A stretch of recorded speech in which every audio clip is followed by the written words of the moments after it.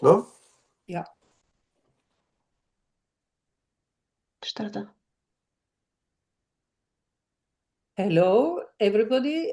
Either good morning or good afternoon or good evening, because I understand today we have participants from very different countries, and this includes India, Mumbai, and this includes Australia, coastline near Brisbane. So big time differences, and therefore I really have to say good morning, good afternoon, or good evening. And we have the great pleasure today to have Natalie Teakle. She will be our presenter for today. And she's also from Australia, but she is currently not in Australia. She is in Austria, in the city Innsbruck. And this is where also the company Medel is. Natalie works for Medel, one of the leading cochlear implant producers worldwide. Before we start this session, we would like to show you how you can activate the automatic transcription, because the presentation will be in English. But if you think my English is not good enough, you can have an automatic transcription in the language of your choice. And Katharina, who is our technical assistant from the Lenhardt Foundation, she will explain to you how this works, how you can activate it. Please, Katharina. Welcome everyone. For live translation, please click on the caption TT of your screen. Set speaking language to English and translation to Russian or another language. Теперь на русском. Чтобы включить субтитры, пожалуйста, нажмите на кнопку «Субтитры» CC внизу вашего экрана. Затем установите язык выступления на английском и перевод на русский, либо другой язык, который вам нужен. Спасибо. Okay, this was the explanation in English and in Russian. So I hope everybody had a chance to understand, and please try to do it. In case you have a problem and you think this does not work, please raise your hand or type into the chat. And I would also encourage everybody to type into the chat in case you have a question or a comment. And it doesn't matter in which language you will do this, we will be able to understand and we will react to it. Next slide, please. Next slide, bitte.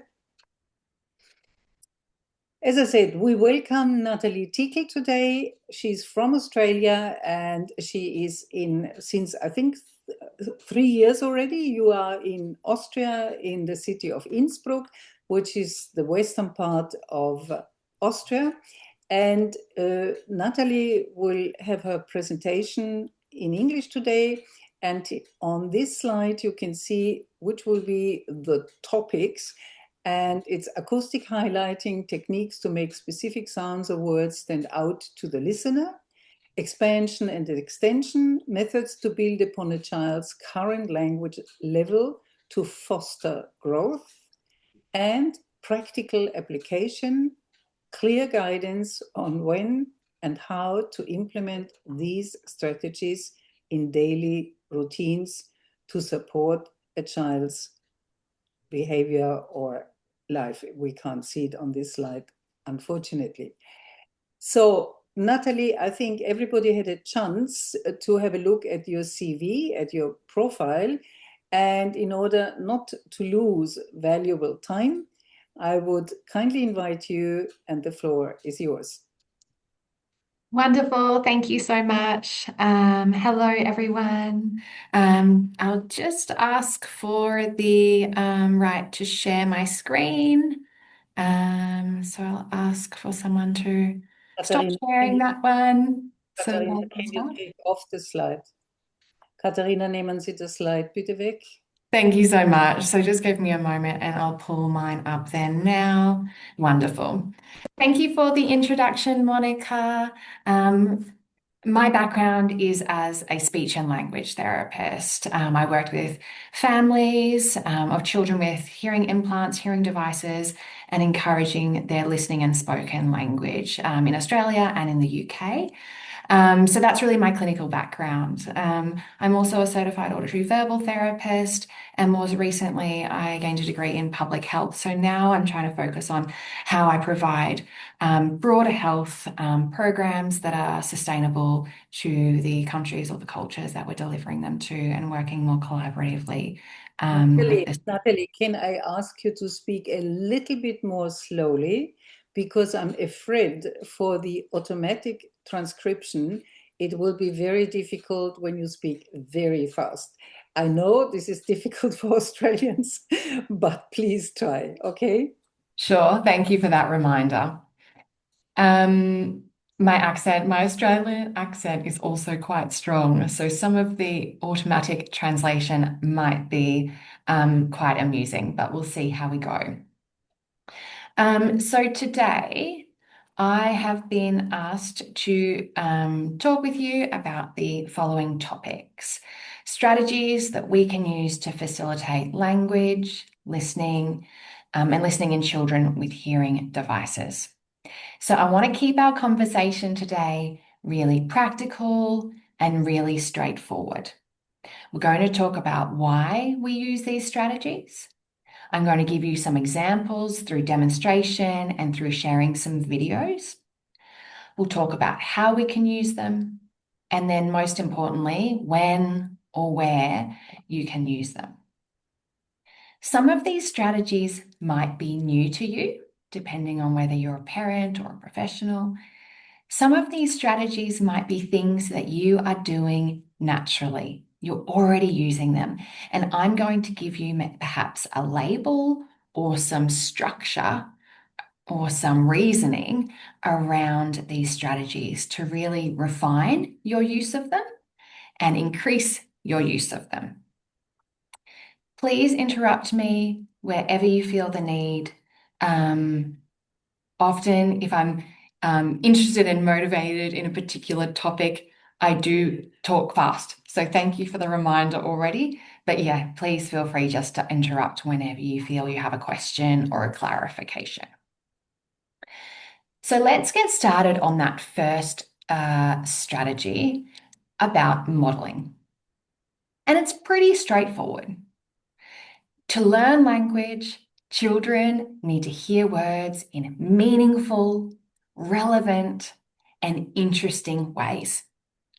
They need to hear those words with repetition in different contexts to be able to understand words and then use them. Pretty straightforward modeling. Modeling the language we want the children we work with or our children to use. And this is based on some early research from the 90s in some typically hearing children. And they found that vocabulary growth, so all of the words a child understands and then uses, their vocabulary, is strongly influenced by how much parents talk to their children. And that vocabulary compounds and impacts a child's educational achievement. The Lena organisation furthered on this early research, and they showed that it's not just parents talking to their children that makes the difference, but it's conversational turns. So a parent talking, but also being really responsive to the child's communication, the child's, talking back, or the child's communication attempts. And this could be gestures, looking at a particular thing. It might be some type of sound or vocalization. So being really responsive to that. So as parents, we want to be talking about what we are doing and what the child is doing. We're going to be talking about what the child is looking at and what you and the child are looking at.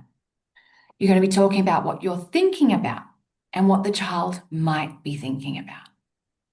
We're going to observe their gestures, their vocalizations, their looks, and model language that goes with that.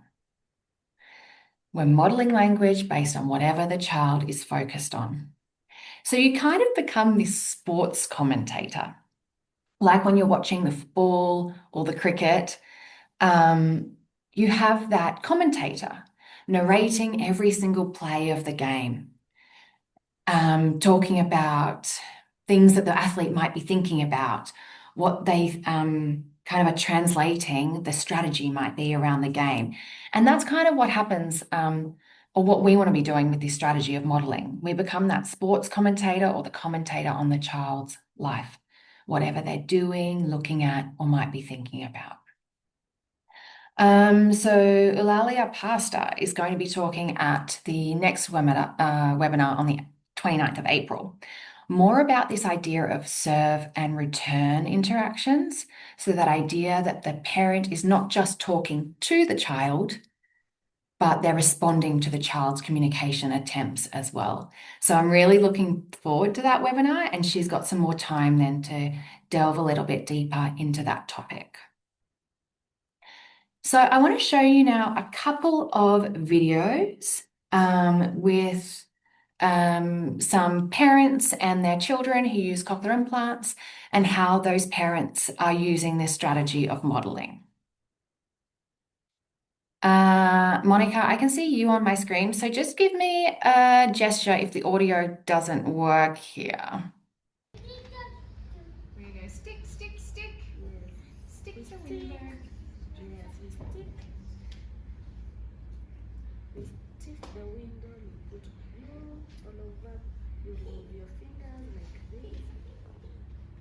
You're very good at talking and adding language to what she's doing. Okay. So you'll see there the parent was just talking along and narrating what the little girl was doing. Here's another example. Can I have a go? So you tell her, you model what she should say. Tell her, push the door. John, tell her, push the door. The door. Okay, push the door. Nice work. You did. She had that word push, but that time you emphasized the push the door for her, and she copied very well that. Yeah. So how you modeled that to her worked well. Yeah. You highlighted those words. Okay, so two examples there. The first is a little bit more passive. Mum is modeling language to go along with what the child is doing. And the second one showed the mum modeling a phrase for the child to use in that interaction.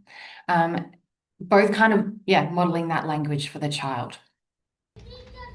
Oopsie. Okay. Oh, so remember that when we are modeling, we want to ensure that we are not just using labels. We are not just looking at a book and saying cat, dog, house. And we want to think about all of the different types of words that make up the language that you're using with the child. So here I've listed word categories in English, and they might be different in your language. But thinking about other words like describing words or action words, where things are, location words, in, on, under, and so on. We also want to think about using those, we're going to be using those social words. Hello, bye, please. And there's a few other kind of word categories listed there. So it's common that we get stuck perhaps using labels or using describing words, and we just need to think about some of the other types of word categories as well, because children really need to hear all the words we want them to use with such repetition, but also in really meaningful contexts. And that's the only way they're going to be able to know when to use them themselves. So, when can we use this strategy of modeling? Any ideas? I'll ask you to turn your microphone on or pop something in the chat. Any ideas when you could use modeling with a child?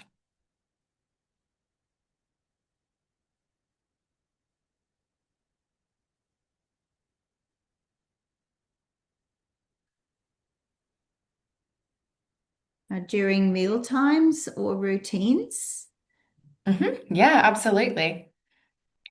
So meal times is happening often during the day, so that's going to come up a lot. All of your routines that you go through with the child. When the child wants to get something, absolutely. It's similar to what we saw in that video there, when we want to encourage a child to use their words to ask for something, we can model that language for them. Model exactly what we want them to say, and then they get what they want. So they see their success, that they have success, and they understand that using those words gets them what they want. Wonderful. I like that those suggestions are very broad. So that could happen anytime during the day and very often. When the child wants something, we model how they can ask. During meal times, during their routines. And really, we want to be using this strategy anytime, anywhere, really as much as we can. And because it doesn't require any specific toys or specific, objects, we really want to be using it anytime, anywhere, as much as possible. And that might be a theme that we come to with these strategies that we're going to talk through today. Okay, pretty straightforward. Let's move on to our next one. And it follows on nicely from that idea of modeling. And this idea of expansion and extension works really well when the child starts or is at the point where they're talking and vocalizing a little bit more. So it's backed by that same theory that we need to model enriched language for children to learn how to use it in really meaningful and relevant ways. So when a child vocalizes, expansion is what we're doing when we model a more grammatically correct or complete, like sentence or utterance. So it might be the child says, dog run. And we say, oh, the dog is running. So we're expanding it and just making that same idea grammatically correct and complete. The idea of extension is where we're going to add some additional information or add an additional idea. So if the child says, I see a dog. Extending on that, we might say, oh, I see a big brown dog. So we're adding some more information, and we're always putting that in a correct, grammatically correct sentence or phrase. Okay.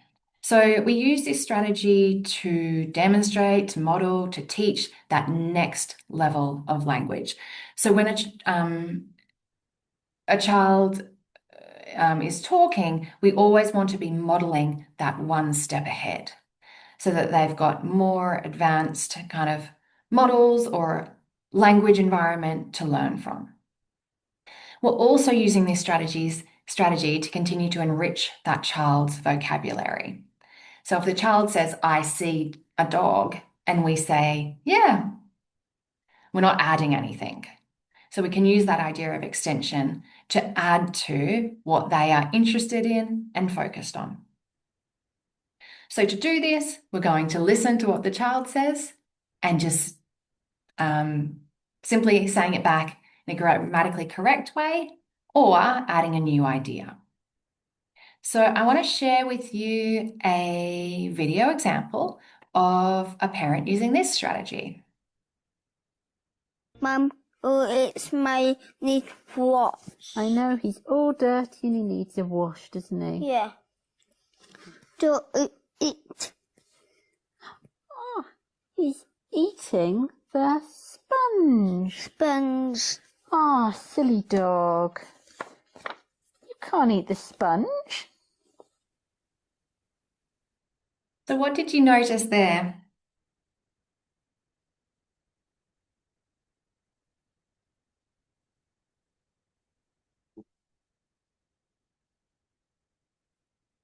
What did you see Mum doing there? She was using more language as the son really repeated. So I think she just enriched it. Yeah, absolutely. Thank you, Frank. I think that was, yeah. Barbara's also mentioning she's added new content. She's really enriching the ideas that he's having. She's following his lead and modeling those ideas that he's got, those words that he's got, and putting it in a new phrase. She's added new content. She's adding it up. So I guess, she's putting it all together for him. She's filling in the gaps in what he's kind of thinking. So he said, dog eat. And she said, yeah, the dog is eating. He said, all smelly, needs wash. And she said something like, yes, the dog is all smelly, he needs a wash. So I think she used both extension and expansion there to add to his ideas. Barbara also mentioned that she suggested something new. Oh yeah, that new idea. You can't eat the sponge. Absolutely. So she's extending on and kind of pushing his thinking around what's happening in the story as well. Yeah. This is a really good example of a strategy that this parent was using naturally. However, sharing with her the label for this strategy and some reasoning around how it helps her son and why it's so important gave her that confidence to continue using that strategy. It kind of shone a light for her on what she was doing well already, and that enables her, to use this strategy more. Wonderful. I'm just looking at the chat. Great. Mom. Okay, so let's have a go with some examples now. Maybe you can type in the chat. If a child says to you, I see elephant, what could you say back to expand or extend on that phrase?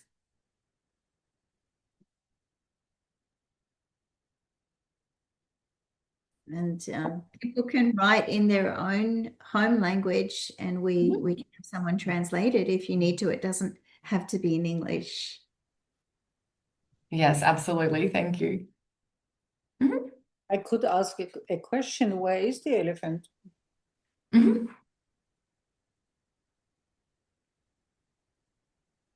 There's also a comment in the chat from... The elephant is standing, says Marga. Uh-huh. And Gabriela Galelis says, I have a question. So, Gabriela, can you speak up maybe? Can you hear me? I put Yes. on loud. Yeah.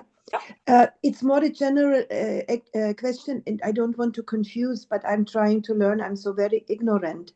It appears to be that much of what Natalie is describing about communication is the behavior I use when I'm with my grandchildren, for instance, always adding something, helping. But I have very good experience with communication within a group. Now, I have the impression, it appears to me that now the exercises Natalie is describing is always a two-person bilateral thing. Will it be motivating and stimulating like you have someone else? Maybe there is more siblings. Yeah.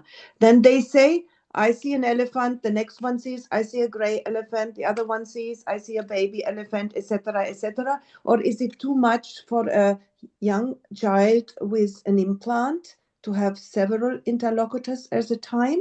This would be something in a group. This is what they apply in kindergarten, which helps a lot for the children to advance in the efforts of communication.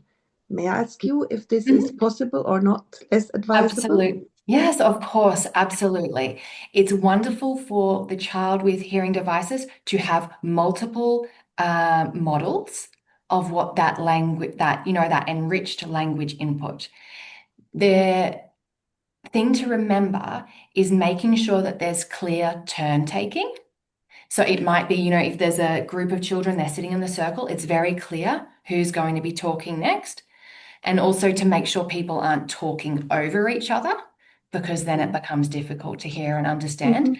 But if you're going to have, a game or an activity where each person is going to take a turn to talk about what they're going to see, that's wonderful, because it means the child not only hears, the parents' or the therapist's idea, but they also get multiple models of what, this spoken language should be like. So absolutely. It might also be, though, that if it's a group of children, it could be that another child says something that's not quite grammatically correct. And so that's where naturally the adult steps in and says, oh, yeah, and then repeats it in a grammatically correct way. But the group setting absolutely works well for these things, if it's siblings or peer students. Thank you so much, Gabriella. That's really good point. Another suggestion there was that we could say something like, oh, the elephant seems to be lonely. There's no other elephant. Barbara mentioned that. And that links into this idea of theory of mind, which is another language concept, but also just keeping in mind that we're using different types of language, word categories and different concepts.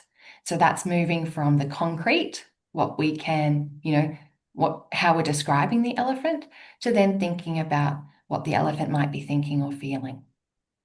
So it makes it much more complex. Okay. I think we get the idea of that expansion and extension. There's some other examples there. For example, the dog is eating. We might say the dog is eating his food, or the dog is eating and then he's going to play. I don't know. So even in that situation, the sentence is grammatically correct, but we can always extend to add new ideas. And that's how we enrich the language environment for a child, expanding on what they're already thinking about. And here is an example of a child maybe at an earlier level of development where they might just label fish, bird, and we can put that in a grammatically correct sentence for them. Oh, the fish is splashing and the bird is flying, or whatever it might be. Wonderful. Any ideas when we can use this strategy?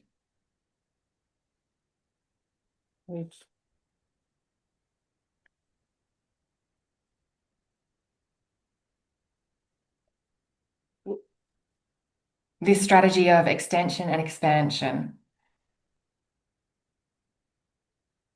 So Jane has mentioned when we're reading to the child, when we're out walking. Yes, absolutely. Again, it's another thing that really relates to what the child is saying. So we can use this strategy really throughout the day. Yeah, whenever, anywhere, anytime. It doesn't rely on us having any particular toys or objects. We can use it absolutely anywhere. And we want to be using it as much as possible to continue to enrich that language environment for the child. So that's expansion and extension. Please feel free to, if you have any questions, go ahead.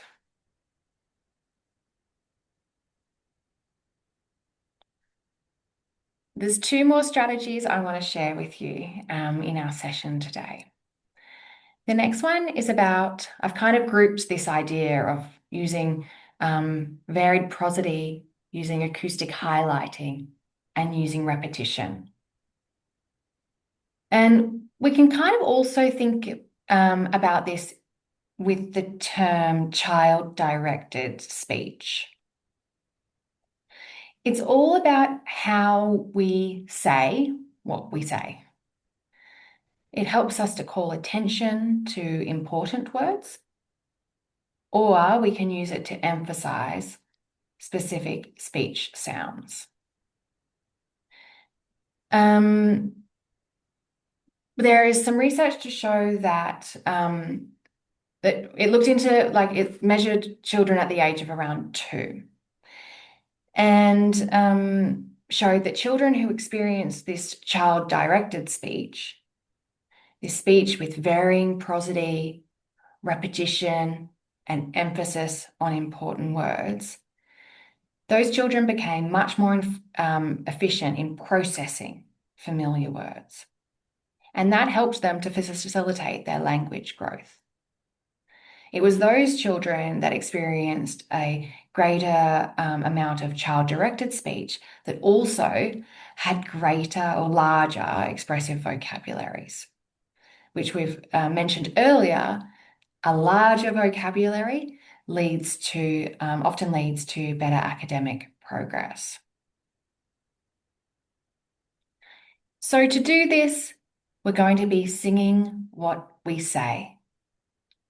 And I think when we watched the video earlier of the 2 mothers side by side with their daughters, the first video there, it really shone out to me that the mother was really good at kind of singing what she said.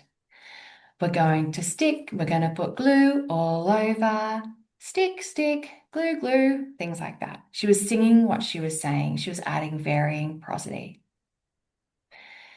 We want to put the keyword at the end for beginning listeners, because we know that depending on your language structure of the language you use in your sessions or at home with your child, it's easier to remember and understand that last word that you've heard. So by putting the keyword at the end of the phrase can make it a little bit easier for those early listeners. We want to say important words a little bit louder, put a bit of emphasis on them. We're going to speak at a slightly slower rate. Pause just before an important word. And we're going to repeat some important words meaningfully in phrases. So we're not just going to repeat, but we need to put it in phrases and make it fun and meaningful for the child. So we might say something like, "Oh, look at that bear. He looks angry. He looks very cross." So we're singing what we're saying, putting that keyword at the end, angry, cross, saying that keyword with a little bit louder, and pausing before that keyword to help the child to cue in to the important words in the phrases. Let's take a look at this video, which shows a parent using that child-directed speech with her daughter and some acoustic highlighting and repetition as well. Can you see? It looks like it's been ripped.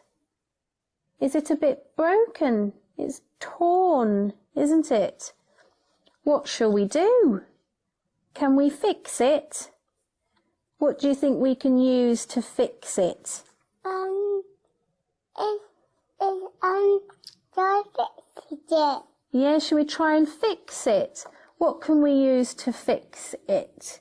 With saw. So you can see there the parent was putting emphasis on torn, on the words fix it.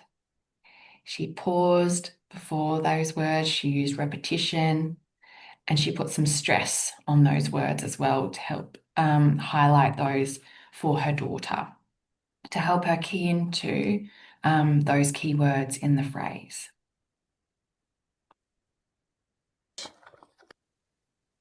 Here is another example of using acoustic highlighting to kind of highlight a key speech sound. So let's see how she does it here. Just that? You mean she's got 2 feet? Yeah, she got 2 feet. She's got 2 feet. She got 2 feet. She's got 2 feet. So shall we choose the fairy with the big purple wings? Okay. And so that's a really good example of how Mum was stressing that correct pronunciation, that speech sound of F, at the start of the word feet. So she used repetition. That key word was at the end of the phrase. She put emphasis on it.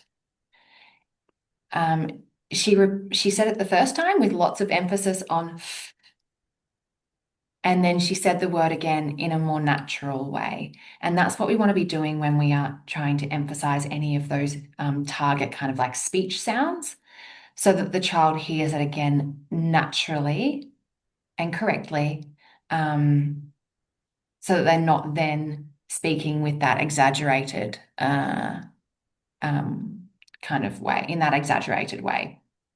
But it really helps to draw the child's attention to that speech sound. Of course, the child wasn't able to repeat it correctly, and that's within the normal range for a child at her age. I think she was about 2.5 or 3 at the time that we recorded this video. Okay. Wonderful. So I wanted to give a little demonstration of this idea of acoustic highlighting. So I'm hoping that we have some speakers. Yeah, okay. Let's see how this works. I'm going to say a phrase in German. So please, all the German speakers, just be kind, I guess, because I am not a German speaker. However, for those of you who also don't speak German, I want to try to teach you this word, strawberries, in German, trying to demonstrate this idea of acoustic highlighting. So I get you to listen, and then we can chat about it. So I could say something like, Erdbeeren. Mochtest du ein paar Erdbeeren? So, any non-German speakers, any ideas what the word for strawberries is in German?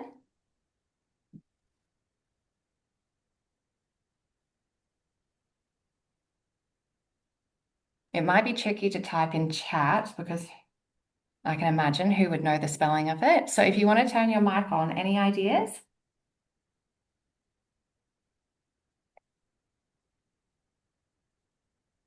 Erdbeeren. Mochtest du ein paar Erdbeeren? Gabriella, what do you think? She's German speaking. Oh, she is. I was looking at your name and I was thinking, oh, maybe she's Spanish speaking. Sorry. Oh my gosh, don't tell me everyone's a German speaker. I must be really grating at your ears right now with my terrible German attempts.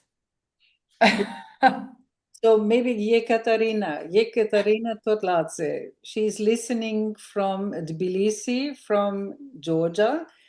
Yekaterina, did you understand when Natalie said the German word for strawberries? Екатерина, вы поняли? Натали сказал немецкое слово для английского слова. Екатерина, вы с нами? I'm not sure whether she's with us. She's logged in, but maybe her microphone doesn't work.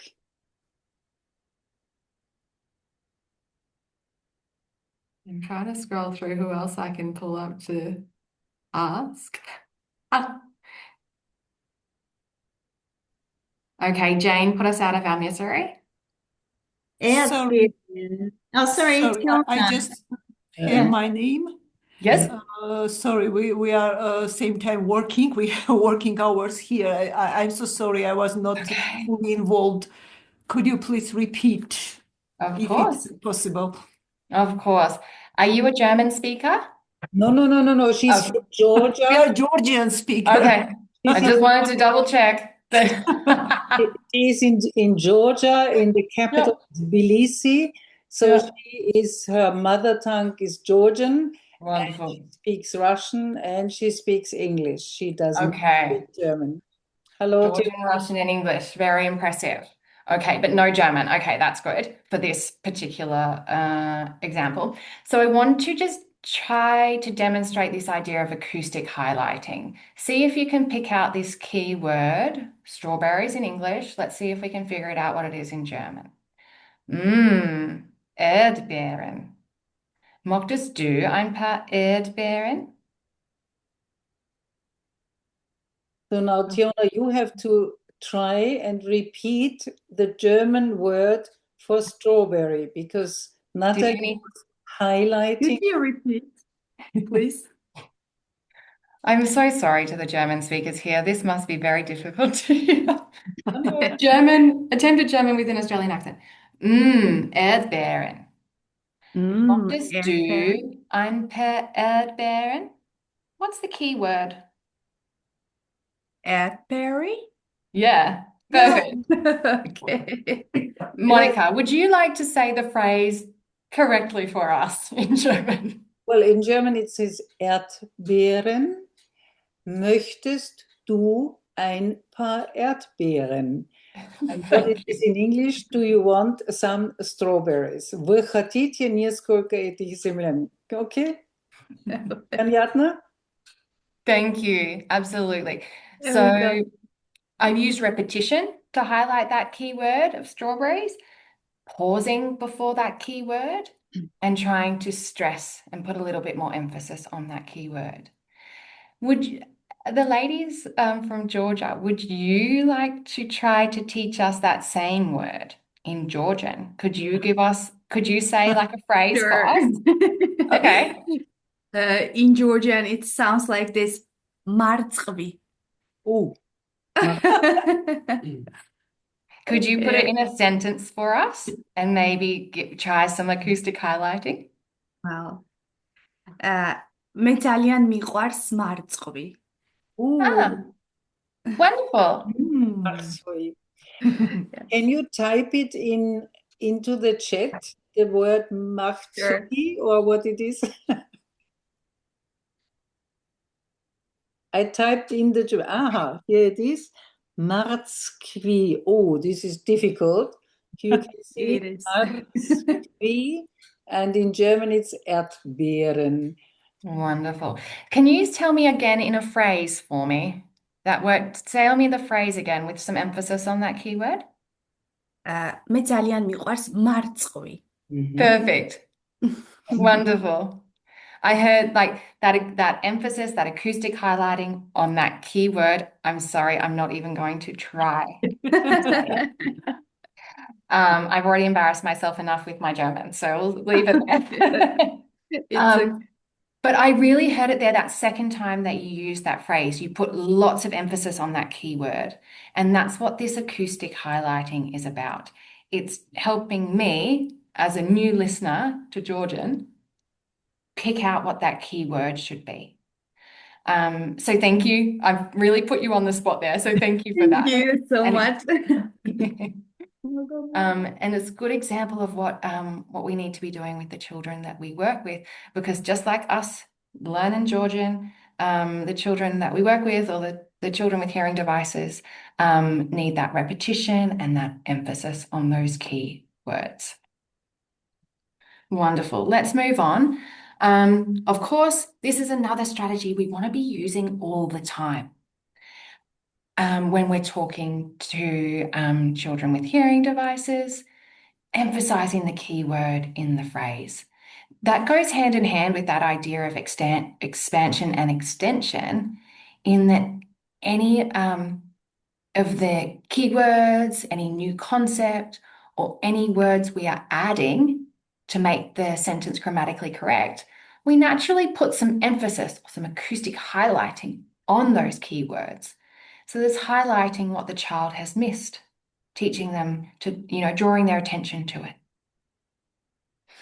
So for example, the child might say, dog eat. We quite naturally say, yeah, the dog is eating. So it's drawing attention to the concepts that we want them to use and modeling that grammatically correct phrase.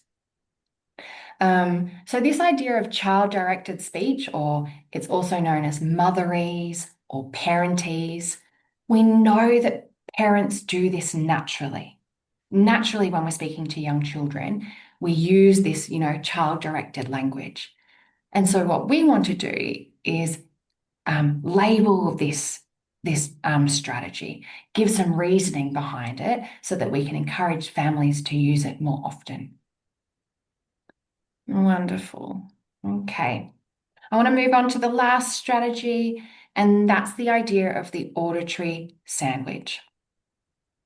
And so for children with cochlear implants, we want to develop their listening skills with their cochlear implant. We want to teach them to really tune into that auditory information, now that they get this auditory information with their cochlear implant or their hearing devices.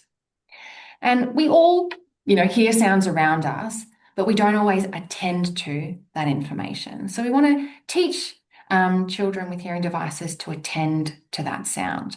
And to do this, we often talk about this idea of providing information through listening first, talking about actions before we do them, giving the spoken language model before we hand over the toy, for example. And that works really well to encourage language and to model the language that we want them to use. However, we always want to be scaffolding the child's learning.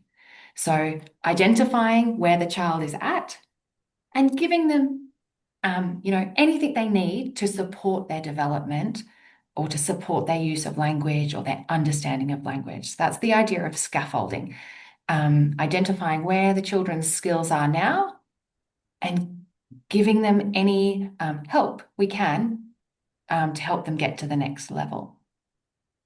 So this idea of auditory sandwich is about saying the phrase, the sentence, whatever it might be, giving that auditory information. Then, if we need, adding other information to help the child to attach meaning to those words. So a visual cue.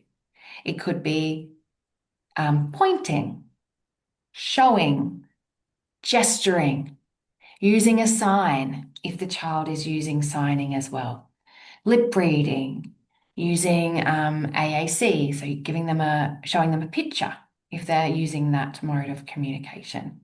But then what's really important is once we've given them that visual, provide the auditory information again so that they're matching what they've seen, the concept, to then back to that auditory information so they can link that concept together.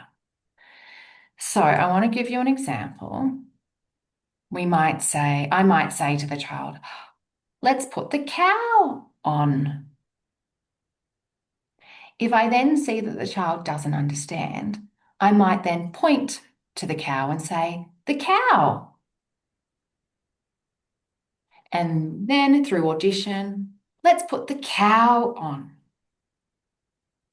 So that's the idea of that auditory sandwich, using additional visual cues, whatever that, might be, to help the child to, in this case, understand the instruction and follow through with it. But always remembering that sandwich. So audition, visual, if they need it, and then audition again to help them connect, what I've shown them, and I've pointed to the cow, back to that auditory information. The other really important thing about the auditory sandwich is that we're then reducing those visual cues as soon as possible. So we're using those visual cues when we need to, when the child doesn't understand, and then reducing them as the child develops their language skills so that they could become, efficient natural language users. And they're not relying on that point or that gesture. Of course, that's assuming that the child is learning spoken language. Okay. So there are the strategies that we covered today: modeling, expansion and extension, using acoustic highlighting, repetition and prosody, singing what we say, and that idea around the auditory sandwich. all of these strategies we're going to use in our daily routines. We don't need any toys, but it's about adding language to, and, you know, adding a little bit of structure around this enriched language environment, you know, to what we're already doing, to what we're, you know, what we're already talking about, what we're already playing with, and employing some really specific strategies around those things. As I mentioned, some of these things will be things that you're naturally already doing. So we're just kind of emphasizing the reasoning around these, why we use them, so that you can refine your use of those strategies and hopefully increase your use of those strategies as well. Okay, that is all from my side. I wanted to open it up to see whether you had any questions or any comments, well, around anything that we spoke about, or the videos that we looked at. Yeah. Thank you. Okay, we have a comment from Barbara here. Many parents of deaf children. Can you see it, Natalie? Can you read it in the chat? Yes, I'm just pulling it up now. The natural child appropriate communication skills, which is very typical when parents learn that their child is deaf. They are kind of shock, disappointment, whatever it is, and they stop communicating. I mean, they do not only stop talking. What I've seen very often, unfortunately, is they stop communicating. So even eye contact and so on is getting less, and that's of course very, very sad. Mm-hmm. Yeah, absolutely. I agree, and I think we've all seen that in when we're working with parents. So I think sometimes these strategies sound very simple, and it's things that we're expecting families to use. And I think, you know, going back to those kind of the basics, or the natural instinct, and observing how families interact with their children. And I think it's really important to highlight, you know, why we do these things, why we use these strategies. And I think sharing that with the families is really important, because, you know, as adult learners, you know, families are seeing therapists, you know, speech therapists with their children, they're adult learners. And as adult learners, we want to know why. Why are you asking me to do these things? Why do you want me to use acoustic highlighting? We need to give the reasoning, and yeah, not just kind of expect that they know why they're doing it. Yeah. That idea of, you know, we saw the video of the mum with her son looking at the book about the dog. And I think I really saw in her specifically, she was doing some of these strategies already, but she didn't really realize she was doing them. So even just shining the light on that for her helped her a lot, helped her confidence, and yeah, it helped her a lot to communicate with her child. And yeah. Gabriella? Yes, I believe much of this we do it automatically, but what I often observe, like when different people with different mother tongues meet, that it appears very difficult for the ones who, let's say, have the leading language in that context to not reduce communication to simple words and keywords. Like in Germany, very often Germans have the tendency when they talk to foreigners to only use the infinitive, and they don't apply grammar, simple grammar use, or they drop the articles because they believe that for a Russian or Persian language speaker, native speaker, there is no articles and these guys might not understand. That means they I perceive them as more stupid than they are. And this opens for me a slight gap or challenge with regard to less educated parents. Educated parents, you might be able to explain the whys and context and discipline them, yeah, to expand and not only say cow, but the cow is eating or whatever, is sleeping. And some people, in their daily communications, even with other people, they reduce a lot. And they might not understand, and this is in many, I mean, you know, with the English language, and a large number of Americans get along with 500 words vocabulary, and they don't see the need to expand as long as they can express the simple things of their daily lives. So how can they possibly, with someone who is handicapped, do more than what they're used to do? How can you push them? That for me is a challenge, and might make it very difficult to teach them. Yeah, I think you gave a really good analogy there of German speakers maybe speaking in English and simplifying things. That's kind of what Barbara was saying with, you know, parents of CI users. Even, you know, if it's in their natural language, they're taking maybe German and then speaking to their child, you know, in that simple kind of dumbed down manner. So I think that's a great analogy, that one that we can all kind of relate to. But I think when it comes to working with families, encouraging the families to use their native language, whatever that is going to be the best way for them to then model and you know, that rich language environment for their child. And I think that's going to be then challenging for you in a therapy type setting, because if you don't speak the family's home language.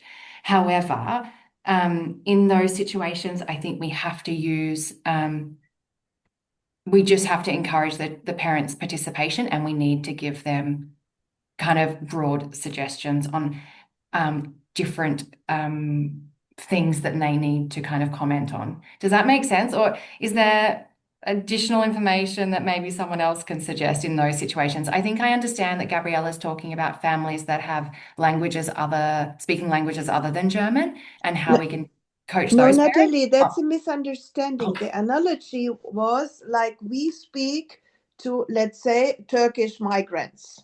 We will reduce our sentences to only keywords and apply completely false grammar, perceiving that the other side would not be able to understand if I spoke correctly, which is nice. For instance, I cannot make my old mom to talk normally to our dogs. Dogs need keywords.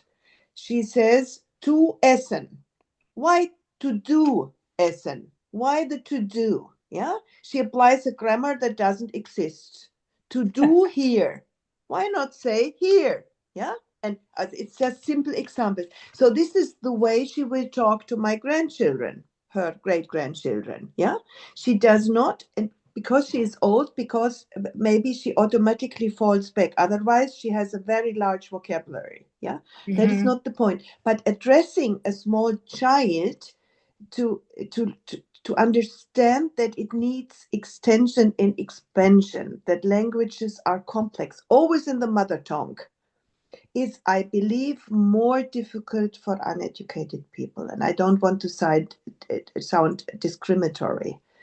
Yeah, it's simplifying things. It's like they do not express varieties of a vocabulary, but you use it to very simple things. Yeah, like a bird, there is no sparrow and there is no falcon. There is only a bird. Everything that flies is a bird. Yeah, and and as you said, especially with filling words. Yeah. More abstract terms. How can you? I mean, to me, it's a little bit a social problem too. Yeah. How can you adapt? Very important comment and questions in the chat. So, Gabriela, I think you made a point, very important, and it has a dramatic consequence also for the refugees, because how can they learn good German when we speak with them in a very primitive way? So this is one of the fatal consequences of talking in simple and grammatically not correct ways with our migrants, refugees. And of course, it's the same, as you say, with the dog or with hearing impaired children. Yeah, handicapped, whatever, yeah. Thank you very much. We should have a look at the comments and questions, please, because we have here from Barbara many and so on. I think we covered this, but then we have from Nicole da Rocha. She's originally from South Africa, but she lives in the UK, and she says, lovely presentation, Natalie. What would be your absolute top message for CI caregivers using listening and learning strategies? And then, of course, Barbara says the famous work of Maura Clark, and she said these children with cochlear implants, they don't need anything very special. They just need more of the usual, of the normal, and that is a very, very good expression. And then I think we have one extremely important question from Steffi Heinemann. Do you have, Natalie, experience with parents from different, not only different countries, but different cultures?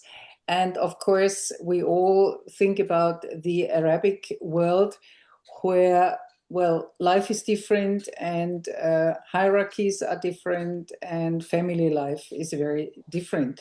So Natalie, do you have experience? I think that's one of the key questions here. Do you have experience and how do you handle this? Yeah, of course. So when I was working in the UK, I had experience with a lot of families with Arabic backgrounds, but also very diverse cultural backgrounds. I always involved the family in the speech and language therapy sessions that I was providing, and we always talked, I think it's all around how you set up the goals and the aims of the session. So I provided like listening and spoken kind of language approach. And with that, we talked about the need for enriched language environments. And so I think sharing these strategies that I talked about today are appropriate because I think they link in with the natural language strategies that all families and parents use. The difference is that sometimes it can be finding ways that fit into their natural daily life or their cultural setting to use these strategies. However, the ones we went through today are all, I think, something that all families universally will use. Things that sometimes we had to kind of figure out was the use of singing, because of course we use, in the Western world, we use singing and nursery rhymes and songs a lot. However, that was something that I talked really openly about with the families, and whether they chose to do that in the session and whether they chose to do that at home was their kind of decision after I shared with them my opinion about the importance of that. The other part of it is the family's kind of, I guess, role in playing with the child and being able to, I guess, use these strategies in play, but also through daily routines, and being culturally sensitive around that. And I've always just spoken openly with the family about this is what I would do in my house. However, I know that could be different for you. And I think that I've always just had those conversations with the family individually and really kind of showing them that I know that my culture is potentially different to theirs. And I guess there's no one size fits all with those things. So yeah. And some families, I guess, in the UK that I was working with were very open to like that kind of way of life, or and other families are different. So I don't know if that answers your question. I think it's really different in different settings. Nicole has just mentioned in the chat that I have a question to this different culture, if I may, before we go to the other point. I have seen in Arabic countries something which I found very difficult to accept. And this is either the mother or maybe the father, normally the mother, brings the child to the therapy session, says bye-bye, and somebody else, it may be, and I see Gabriela nodding, and I have to explain, Gabriela is a retired diplomat. She was ambassador for Germany in many countries, so she's very familiar with very different cultural setups. But I have seen it also personally, that the parents, I mean, the father is ashamed that the child is not hearing, so he prefers not to be seen with this child. And the mother has lots of other things to do, and she's out shopping, while maybe the nurse is with the therapist. Have you come across this as well, and how do you resolve this situation? I can imagine that families from Arabic background, wherever, living in the UK or in Austria, they are already different because they try maybe at least to a certain degree to adapt. But when you come to Saudi Arabia or whatever, it's different. Yeah, I think in those situations, we try to encourage whoever, if possible, whoever spends the most time with the child. So in some cases, that is the nanny or the babysitter.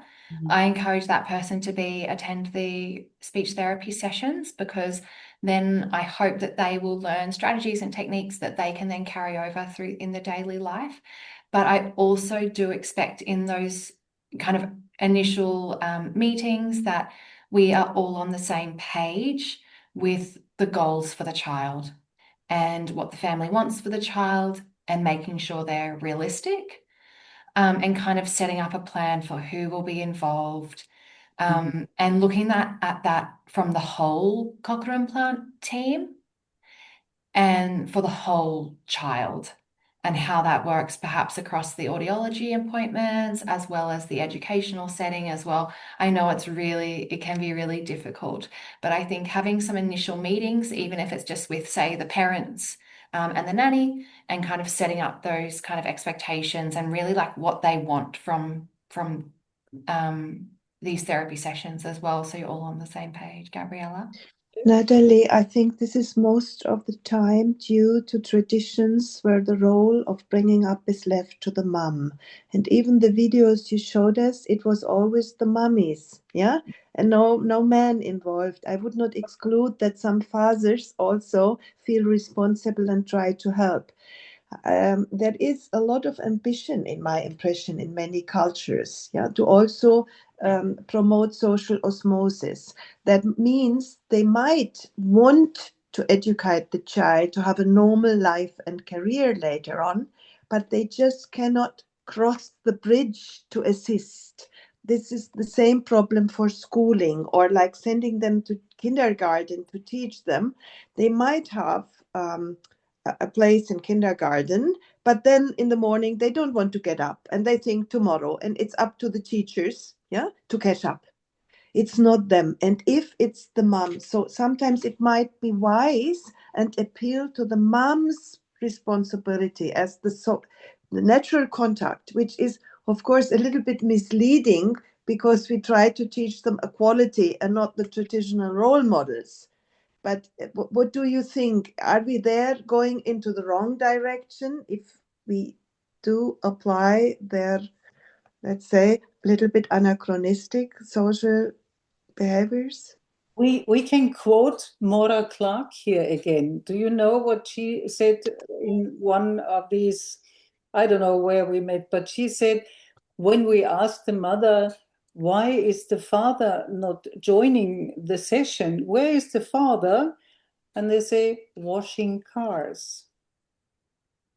Washing the car. Out washing the car.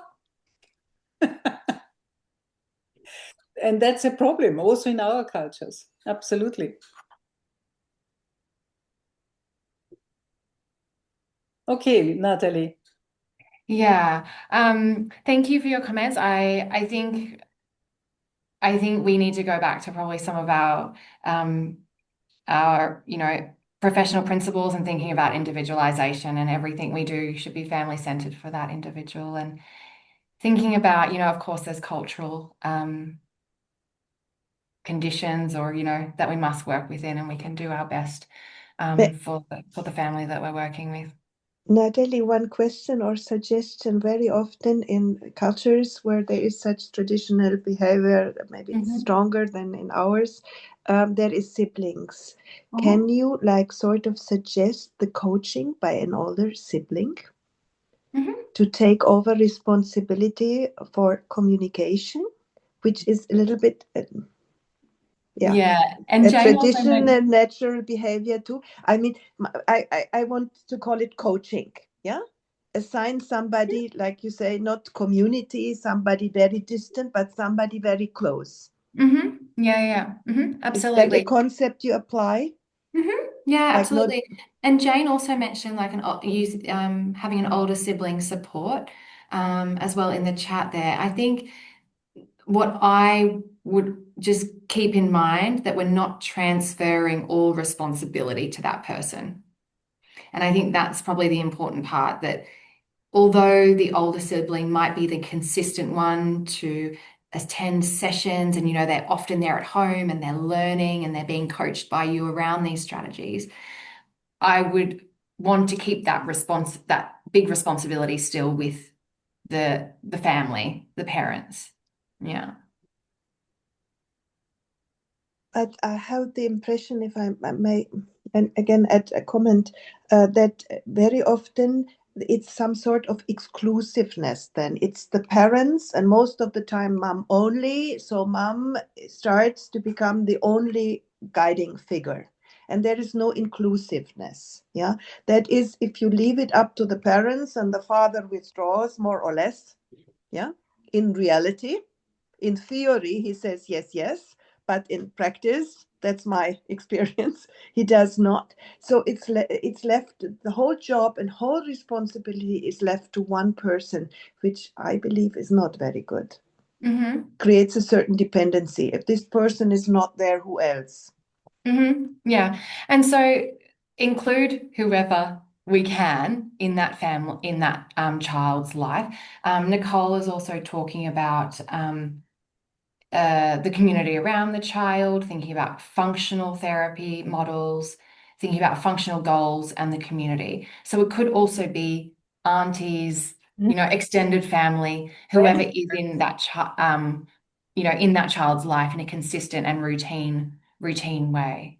I don't think there's one size fits all. I hear what you're saying. I guess from my perspective, I just wouldn't want to put so much responsibility on an older child, but I think we need to think about the team around the child. Very often the grandparents, no? Very active grandparents. Okay, do we have more comments or questions? Do you encourage the parents to send children with hearing deficiencies to kindergarten for a limited time, at least during the day, to have the team enlarged? Or do you rather have them stick at home and train the trainers at home? I would say that all depends on the individual, Gabriella. I feel it depends on the child's situation and also the families. And also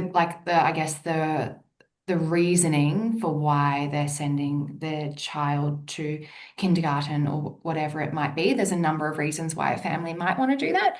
And so balancing what the needs are of the family and also of the child, I wouldn't give a yes, no answer because I think there's too many contributing factors. And very encouraging comment in the chat from our ladies from Georgia, Yekaterina and Teona, that in Georgia there are quite a few fathers who take care of their children. Well done, ladies in Georgia. Very good news, very good news. Well, thank you, Monica. We are very happy as well about that. There are few families, of course, but still are. And I don't remember even single session when, for example, mother and child came without father. Father is involved not only in the therapy session, but home as well, because mother works and father has more time, and so we work together. For example, when we have teletherapy with these children, mostly fathers are attending, and it's truly encouraging, a very nice experience when both parents are together. Yeah. And we see the same from Australia. Jane says in Australia and New Zealand, fathers seem to be a little bit more involved than in some other parts of the world. Let's leave it like that. Okay, I think it looks like to me we have all questions and comments. So maybe for today, we will close the session. Thank you very much, Natalie, and thank you very, very much to the audience, especially to the ladies who were actively contributing to this session, which I found very interesting. And I just want to announce, but you will get the invitations. We will have the next Hora session, again with Professor George Tavat-Kiladze. It will be the second audiology session, and this will be on Wednesday, the 22nd of April at 4 o'clock in the afternoon. And we will have the next session on rehabilitation with our dear lady from Spain, Eulalia Juan Pastor. And this will be again on a Wednesday, 1 week later, the 29th of April. So we hope to see you for George Tavat-Kiladze and for Lali Juan Pastor. For today, thank you so much. You will get access to the recording, so you can listen to it again if you wish. And we will check after the session with Katarina how was the translation into Russian. And I must say, the fact that we had only 2 people from Russia again seems to be that the connection, internet connection, is just not working in Russia right now, because normally we have lots of people from Russia. A little bit disappointing is also the lack of people from Kyrgyzstan, but I will find out what is the reason for that. Otherwise, wonderful. Thank you very much for your contribution. Thank you for helping us from a technical point of view, Katarina. Thank you, Udo and Frank, because you are also supporting in the background. So thank you, of course, Natalie, for your excellent presentation. And I wish everybody a very nice rest of the day or start of the day, or a very good sleep. Yes, and this means a very good sleep in Australia and India. And if anybody in Russia, spokojnej noci. So thank you very much, and do svidania, auf Wiedersehen, bis zum nächsten Mal. See you next time. Bye bye. Ciao, ciao. Bye. Thank you. Bye bye. Bye bye.